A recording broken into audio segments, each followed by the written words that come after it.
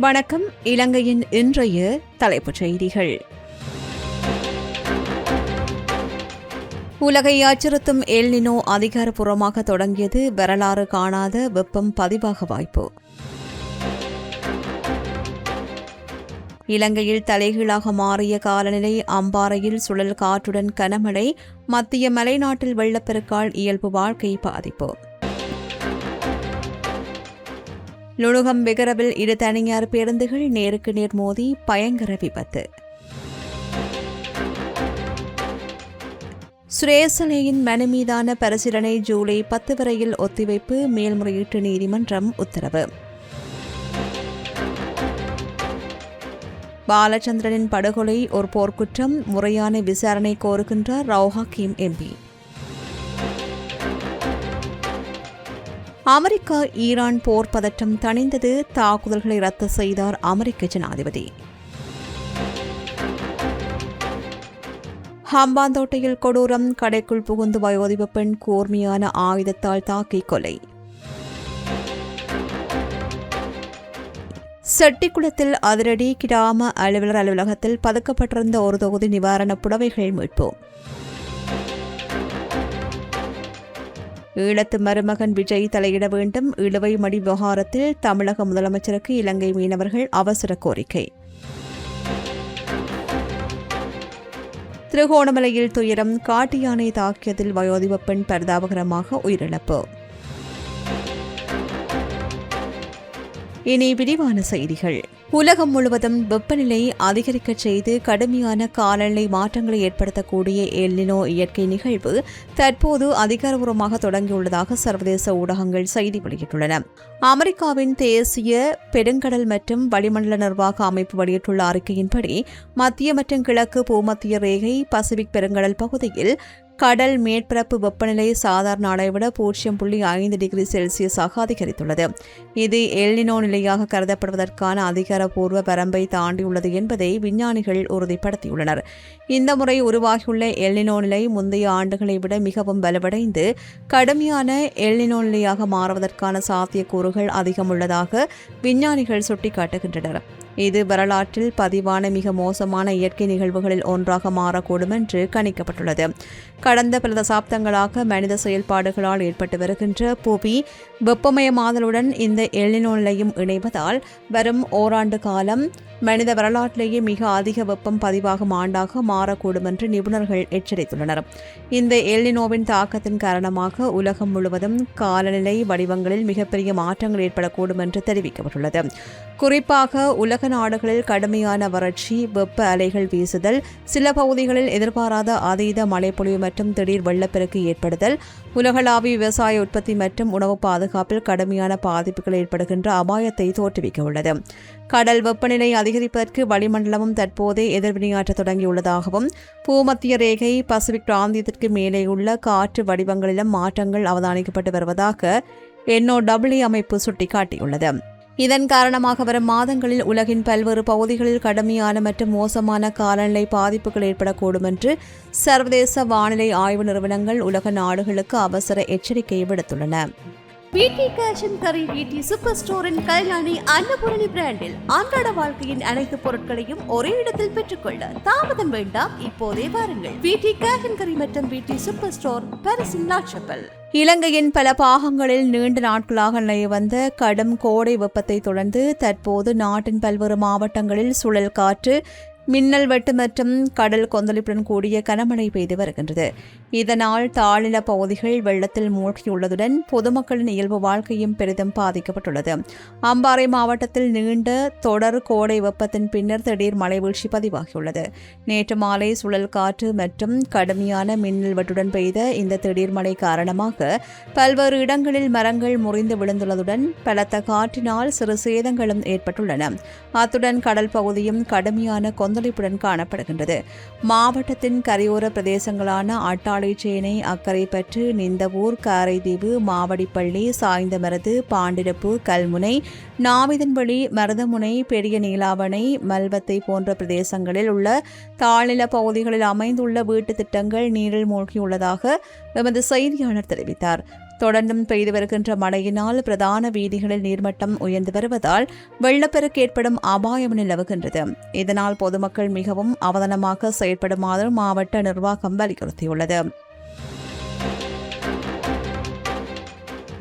இதேவேளை நாட்டின் மத்திய மலைநாட்டிற்குட்பட்ட நுவரெலியா மற்றும் கண்டி மாவட்டங்களில் தொடர்ச்சியாக கனமழை பெய்து வருகின்றது. இதன் காரணமாக முக்கிய நீர்த்தேக்கங்களான ஹாசல்ட்ரி, மௌசாகலை, ஹென்ஜோன், புரோட்லேன், லக்சபானா, ஃபல்பட்டிய, நவலக்ஷபானா, கலுகல, விமல சுதேந்திர மற்றும் மேல் கொத்மலை ஆகிய நீர்மட்டங்கள் வெகுவாக உயர்ந்து கொண்டே செல்கின்றது. மலைநாட்டு பகுதியில் பெய்து வருகின்ற தொடர் மழையினால் பெருந்தோட்ட தொழிலாளர்கள், விவசாயிகள் மற்றும் பண்ணையாளர்களின் வாழ்வாதாரமும் இயல்பு வாழ்க்கையும் முற்றிலும் பாதிக்கப்பட்டுள்ளது. நாவலப்பட்டி, ஹட்டன், மஸ்கலிய பிரதான வீதியில் மழைநீர் அதிகளவில் வெள்ளமாக ஓடுவதால் பாடசாலை மாணவர்கள் மற்றும் பாதசாரிகள் சொல்லனா துயரங்களை எதிர்நோக்கியுள்ளார்கள். குறிப்பாக ஹட்டன் நகரிலுள்ள அரச பேருந்து நிலைய பகுதிகளில் வடிகால்கள் நிரம்பி மழைநீர் வீதியில் பாய்ந்தோடுவதால் பயணிகள் மற்றும் மாணவர்கள் வீதி கடக்க முடியாமல் கடும் சிரமத்திற்கு உள்ளாகியுள்ளார்கள்.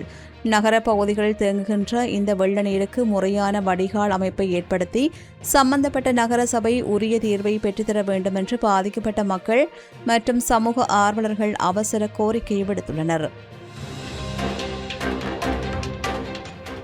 லுணுகம் வெகர உனாதுவ 170வது மைல்கல் பகுதிக்கு அருகில் நேற்று பிற்பகல் 2 தனியார் பேருந்துகள் நேருக்கு நேர் மோதி கோர விபத்துக்கு உள்ளாகியுள்ளன. அதிவேக வீதியின் ஊடாக கொழும்பிலிருந்து அம்பாறை நோக்கி பயணித்த தனியார் பேருந்து ஒன்றும் பதுளையிலிருந்து மாத்திரை நோக்கி பயணித்த மற்றொரு தனியார் பேருந்தும் இவ்வாறு ஒன்றோடு ஒன்று நேருக்கு நேர் மோதி விபத்திற்கு உள்ளாகியுள்ளன. இந்த விபத்து தொடர்பான மேலதிக விவரங்கள் மற்றும் சேத விவரங்கள் இன்னும் முழுமையாக வெளிவராத நிலையில் விபத்து குறித்து லுணுகம் வெகர போலீசார் மேலதிக விசாரணைகளை மேற்கொண்டு வருகின்றனர். அரச புலனாய்வு சேவையின் முன்னாள் பணிப்பாளர் சுரேஷாலே குற்றப்புலனாய்வு திணைக்களத்தினால் தாம் பயங்கரவாத தடை சட்டத்தின் கீழ் தடுத்து வைக்கப்பட்டுள்ள உத்தரவை ரத்து செய்ய கோரி தாக்கல் செய்த மனு மீதான பரிசீலனையை ஜூலை மாதம் 10ஆம் தேதி வரையில் ஒத்திவைக்க மேல்முறையீட்டு நீதிமன்றம் உத்தரவிட்டுள்ளது. மேல்முறையீட்டு நீதிமன்ற தலைவர் நீதியரசர் ரோஹந்த அபேசூரிய மற்றும் பிரியந்த பெர்னாண்டோ ஆகியோர் அடங்கிய நீதியரசர்கள் குழு முன்னிலையில் இந்த மனு நேற்று விசாரணைக்கு எடுத்துக் கொள்ளப்பட்டது. மனுதாரரான சுரேஷாலே சார்பில் முன்னிலையான ஜனாதிபதி சட்டத்தரணி சஞ்சீவ ஜெயவர்தன நீதிமன்றத்தில் முக்கிய கருத்துக்களை முன்வைத்தார். மாவனல்லை புத்தர் சிலைகள் உடைக்கப்பட்ட சம்பவத்தின் பின்னணியில் வெளிநாட்டு தீவிரவாத குழுவின் கருத்தியல் இருப்பது தெரிந்தும் அப்போதைய சிஐடி பணிப்பாளர் சாணி அபேசகர முறையான விசாரணைகளை நடத்தவில்லை. சஹ்ரான் காசிம் உள்ளிட்ட தீவிரவாதிகளின் செயற்பாடுகள் குறித்து போலீஸ் மா அதிபருக்கு அனுப்பப்பட்ட 97 எச்சரிக்கை அறிக்கைகள் மற்றும் தீவிரவாத ஆதரவாளர்கள் 129 பேரின் பட்டியல் குறித்து அப்போதைய சிஐடி பணிப்பாளர் சாணி அபேசகர மற்றும் சிரேஷ்ட பிரதி போலீஸ் மா அதிபர் ரவீஸ் நெவரட்ன ஆகியோர் முறையான விசாரணைகளை முன்னெடுக்கவில்லை. உயிர்த்த ஞாயிறு தற்கொலை தாக்குதல்கள் குறித்து இந்திய புலனாய்வு பிரிவினர் 2019 ஏப்ரல் 4 அன்றே துல்லியமான தகவல்களை வழங்கியிருந்தும் பொறுப்பு கூற வேண்டிய அதிகாரிகள் அதனை அலட்சியப்படுத்தியுள்ளார்கள். உயிர்த்த ஞாயிறு தாக்குதல்களுடன் சுரேஷாலேவுக்கு தொடர்பு இருப்பதாக எந்தவொரு விசாரணை ஆணைக்குழுவும் அறிக்கையில் குறிப்பிடப்படவில்லை. மாறாக தாக்குதல்களை தடுக்க தவறியதற்காக சாணி அபேசகர் மற்றும் ரவீஸ் நெவரட்ன ஆகியோருக்கு எதிராகவே சட்ட நடவடிக்கை எடுக்க ஜெயடி எல்விஸ் குழு பரிந்துரைத்துள்ளது. இருதரப்பு வாதங்களையும் தொடர்ந்து மனு தொடர்பான மேலதிக சமர்ப்பிப்புகளை எதிர்வரும் ஜூலை மாதம் 10ஆம் தேதிக்கு ஒத்திவைப்பதாக மேல்முறையீட்டு நீதிமன்றம் அறிவித்துள்ளது. கொழும்பு நகரின் மிகச்சிறந்த முகவரிகளில் ஒரு புதிய வாழ்க்கை முறையின் அடையாளம் உருவாகிறது. Blue ocean group. தமிழீழ விடுதலை புலிகள் அமைப்பின் தலைவர் வேலுப்பிள்ளை பிரபாகரன் இளைய மகன் பாலச்சந்திரனின் படுகொலையானது ஒரு பாரதூரமான போர்க்குற்றமாகும் என்றும் இதுகுறித்து முறையான விசாரணை நடத்தப்பட வேண்டும் என்றும் ஸ்ரீலங்கா முஸ்லிம் காங்கிரசின் தலைவரும் நாடாளுமன்ற உறுப்பினருமான ரவுஹா கேம் வலியுறுத்தியுள்ளார். நாடாளுமன்றத்தில் இடம்பெற்ற விவாதத்தில் கலந்து கொண்டு உரையாற்றிய போது அவர் இந்த கோரிக்கையை முன்வைத்தார். பாலச்சந்திரன் படுகொலை குறித்து பிரிட்டனின் சேனல் 4 ஊடகம் வெளியிட்ட ஆவணப்படத்தில் தெளிவான ஆதாரங்கள் உள்ளன. அவர் இராணுவ பதுங்குகுழியொன்றில் உணவுடன் அமர்ந்திருப்பது போன்ற ஒளிப்படமும் அதன் பின்னர் அவரது மார்பில் துப்பாக்கிச் சின்னங்கள் பாய்ந்த நிலையில் சடலமாக கிடக்கும் ஒளிப்படமும் வெளியாகியிருந்தன. அவர் பிரபாகரனின் மகனாக இருந்தாலும் 12 வயது மட்டுமே நிரம்பிய ஒரு சிறுவனுக்கு இவ்வாறான கொடூரம் நடந்திருக்கக்கூடாது. கடந்த காலத்தில் ஜேவிபியின் தலைவர் ரோகண விஜயவீர படுகொலை செய்யப்பட்ட போது அவரது குடும்பத்தினர் பாதுகாக்கப்பட்டனர். அதேபோல் உயிர்த்த ஞாயிறு தாக்குதலின் சூத்திரதாரி சஹ்ரான் காசிமின் மனைவியும் மகளும் கூட சட்டத்தின் மூலம் பாதுகாப்பாக வாழ்கின்றனர். முன்னுதாரணங்கள் இவ்வாறு இருக்கையில் பிரபாகரனின் சிறுவயது மகன் பாலச்சந்திரன் மட்டும் ஏன் படுகொலை செய்யப்பட வேண்டும் என்று கேள்வி எழுகின்றது என்று அவர் தெரிவித்தார். எனவே இந்த விவகாரத்தை ஒரு தீவிரமான போர்க்குற்றமாக அரசு கருதி அதற்கு பின்னால் உள்ள உண்மைகளை கண்டறிய முறையான விசாரணைகளை உடனே முன்னெடுக்க வேண்டும் என்று அவர் வலியுறுத்தினார். மத்திய கிழக்கு பிராந்தியத்தில் பெரும் போராக வெடிக்கவிருந்த அமெரிக்க மற்றும் ஈரான் இடையிலான ராணுவ மோதல்கள் தூதரக ரீதியிலான உயர்மட்ட பேச்சுக்களை தொடர்ந்து தற்காலிகமாக கட்டுக்குள் வந்துள்ளன. ஈரானுக்கு எதிராக திட்டமிடப்பட்டிருந்த தாக்குதல்களை அமெரிக்கா ரத்து செய்துள்ள அதேவேளை அமெரிக்க பாதுகாப்பு தலைமையகமான பென்டகனில் ஏற்பட்ட அவசர நிலை காரணமாக சில பகுதிகள் முடக்கப்பட்டுள்ளன. ஈரானிய இஸ்லாமிய குடியரசுடனான தூதரக பேச்சுவார்த்தைகள் ஈரானிய தலைமையின் உயர்மட்டத்திற்கு கொண்டு செல்லப்பட்டு அதற்கு ஒப்புதல் அளிக்கப்பட்டதன் அடிப்படையில் ஈரானுக்கு எதிராக இன்று மாலை திட்டமிடப்பட்டிருந்த தாக்குதல்களையும் குண்டுவீச்சுகளையும் ரத்து செய்துள்ளதாக அமெரிக்க ஜனாதிபதி அதிகாரப்பூர்வமாக அறிவித்துள்ளார். அமெரிக்கா, இஸ்ரேல், சவுதி அரேபியா, ஐக்கிய அரபு அமீரகம், கட்டார், துருக்கி, பாகிஸ்தான், பஹ்ரைன், குவைத், ஜோர்டான், எகிப்து உள்ளிட்ட சம்பந்தப்பட்ட அனைத்து தரப்பு நாடுகளாலும் இந்த பேச்சுவார்த்தையின் இறுதி அம்சங்கள் முழுமையாக ஒப்புக்கொள்ளப்பட்டன. எனினும் இந்த உடன்படிக்கை இறுதி செய்யப்படும் வரையில் ஈரானுக்கு எதிரான கடற்படை முற்றுகை முழுவீச்சில் அமுல் இருக்கும் என்றும் உடன்படிக்கையில் கையெழுத்திடும் நேரமும் இடமும் விரைவில் அறிவிக்கப்படும் என்றும் அமெரிக்கா தெரிவித்துள்ளது. மறுபுறம் அமெரிக்க பாதுகாப்பு தலைமையகமான பென்டகன் வளாகத்தில் அபாயகரமான பொருட்கள் சம்பந்தப்பட்ட சம்பவம் ஒன்று பதிவாகியுள்ளது. அங்குள்ள உள்முக கண்காணிப்பு அமைப்புகள் காற்றின் தளத்தில் ஏதோ ஒரு பிரச்சினை நிலவுவதை கண்டறிவதை தொடர்ந்து பென்டகனின் சில பகுதிகள் உடனடியாக முடக்கப்பட்டு பணியாளர்கள் அவசரமாக வெளியேற்றப்பட்டமையும் குறிப்பிடத்தக்கது. ஹம்மாந்தோட்டை மிரிச்சவில்ல பகுதியில் அமைந்துள்ள கடையொன்றிற்குள் புகுந்த அடையாளம் தெரியாத நபர் ஒருவர் அதன் உரிமையாளரான வயதான பெண்மணியை கூர்மையான ஆயுதங்களால் தாக்கி கொடூரமான முறையில் கொலை செய்துள்ளார். மிரிச்சவில் 100 அடி வீதி பகுதியில் லீலா ஸ்டோர் என்ற கடை நடத்தி வந்த 72 வயதுடைய 3 பிள்ளைகளின் தாயாரை இவ்வாறு உயிரிழந்துள்ளார். நேற்று காலை 6 மணியளவில் இந்த கோர சம்பவம் இடம்பெற்றுள்ளது. இந்த தாக்குதல் நடந்த சமயத்தில் கடையின் பின்புற பகுதியில் வாடகைக்கு தங்கியிருந்த தனியார் நிறுவன ஊழியர் ஒருவருக்கு கடைக்குள் இருந்து பலத்த அலறல் சத்தம் கேட்டது. அவர் ஓடிவந்து பார்த்தபோது நபர் ஒருவர் கடைக்குள் இருந்து அவசரமாக வெளியேறி தப்பியோடுவதை கண்டுள்ளார். பெண்ணின் அலறல் சத்தம் கேட்டு அந்த பகுதி மக்களும் போலீசாரும் உடனடியாக சம்பவ இடத்திற்கு விரைந்து பலத்த காயமடைந்தவரை மீட்டு ஹம்மாந்தோட்டை வைத்தியசாலையில் அனுமதித்தனர். எனினும் அவர் அங்கு சிகிச்சை பலனின்றி உயிரிழந்துள்ளதாக போலீசார் தெரிவித்தனர்.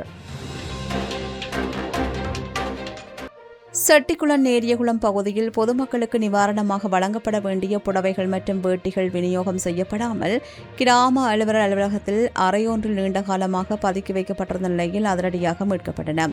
நேரியகுளம் கிராம மக்கள் வழங்கிய ரகசிய தகவலின் அடிப்படையில் செட்டிக்குளம் பிரதேச சபை உபதவிசாளர் சிவானந்த ராஜா, உறுப்பினர்களான சங்கரன், சசிகுமார், திவைக்சன், அலெக்ஸ் யூட் மற்றும் கிராம அபிவிருத்தி சங்க உறுப்பினர்கள் ஆகியோர் நேற்று நேரியகுளம் கிராம அலுவலர் அலுவலகத்திற்கு சென்று திடீர் சோதனை நடத்தினர். இதன்போதே பெட்டிகளிலும் மூட்டைகளிலும் பொதி செய்யப்பட்ட நிலையில் பூட்டி வைக்கப்பட்டிருந்த பெருமளவிலான புடவைகள் மற்றும் வேட்டிகள் கண்டுபிடிக்கப்பட்டன. நிவாரணப் பொருட்கள் சிக்கியது குறித்து விளக்கம் அளிப்பதற்காக உடனடியாக சம்பவ இடத்திற்கு வருகை தருமாறு அந்த பகுதி கிராம அலுவலருக்கு தொடர்பு கொண்டு கோரப்பட்ட போதிலும் அவர் அங்கு வருவதற்கு தவறிவிட்டதாகவே பிரதேச சபை உபதவிசாளர் தெரிவித்தார். சமீபத்தில் நிலவிய டிட்வா புயல் காரணமாக செட்டிக்குளம் பிரதேசத்தில் சில கிராம அலுவலர்கள் ஊழல் மற்றும் முறைகேடுகள் ஈடுபட்டதாக குற்றச்சாட்டுகள் எழுந்து விசாரணைகள் இடம்பெற்று வருகின்றன. மேலும் கிராம அலுவலர்களுக்கான உள்ளக இடமாற்றங்கள் தற்போது இடம்பெற்று வரும் வேளையிலேயே இந்த ஆடைகள் பல மாதங்களாக தேக்கி வைக்கப்பட்டிருந்த விவகாரம் வெளிச்சத்திற்கு வந்துள்ளமை குறிப்பிடத்தக்கது. தமிழர்களின் பெருமை ஒரே மேடையில் வெளியிடப் போகின்றது. இது ஒரு செலிப்ரேஷன் ஆஃப் கிரேட்னஸ். எதிர்வரும் ஜூன் 20 சனிக்கிழமை லெஜெண்ட்ஸ் அண்ட் ஐகான்ஸ் அவார்ட்ஸ் 2026. தமிழக முதலமைச்சராக பொறுப்பேற்றுள்ள ஜோசப் விஜயிடம் ஈழத்து மீனவர்களாகிய நாம் விசேட கோரிக்கை ஒன்றை முன்வைக்கின்றோம்.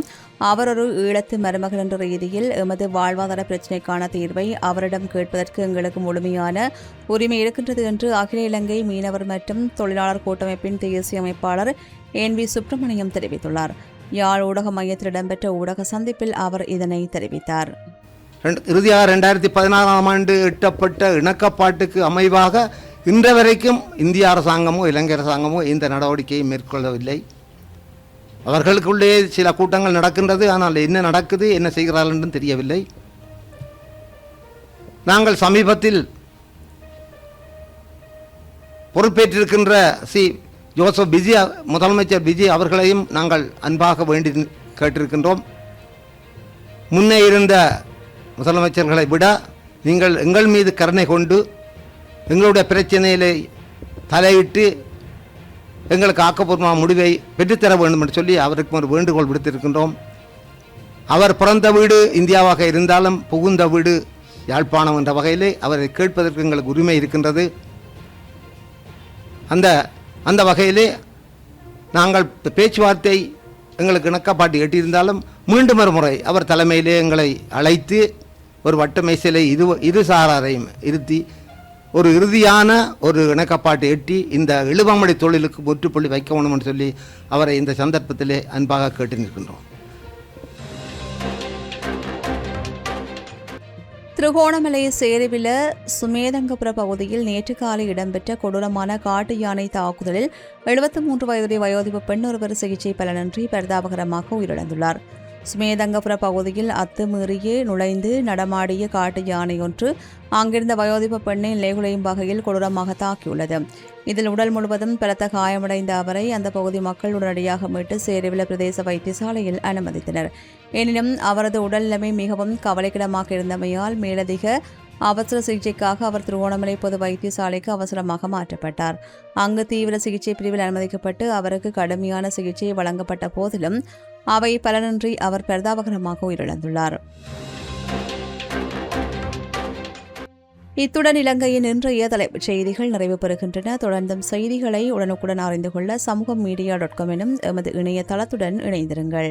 எமது RIP பேச்சுக்கு கிடைத்த மரண அறிவித்தல்கள். நுவரெலியா ஹொலப்பத்தனையை புறப்படமாகவும் வூடன் ஹில்ஸ் கொட்டகலையை வதிவிடமாகவும் கொண்டிருந்த திருமதி லட்சுமி சக்திவேல் அவர்கள் 11/6/2026 வியாழக்கிழமை அன்று இறைவனடி சேர்ந்தார்.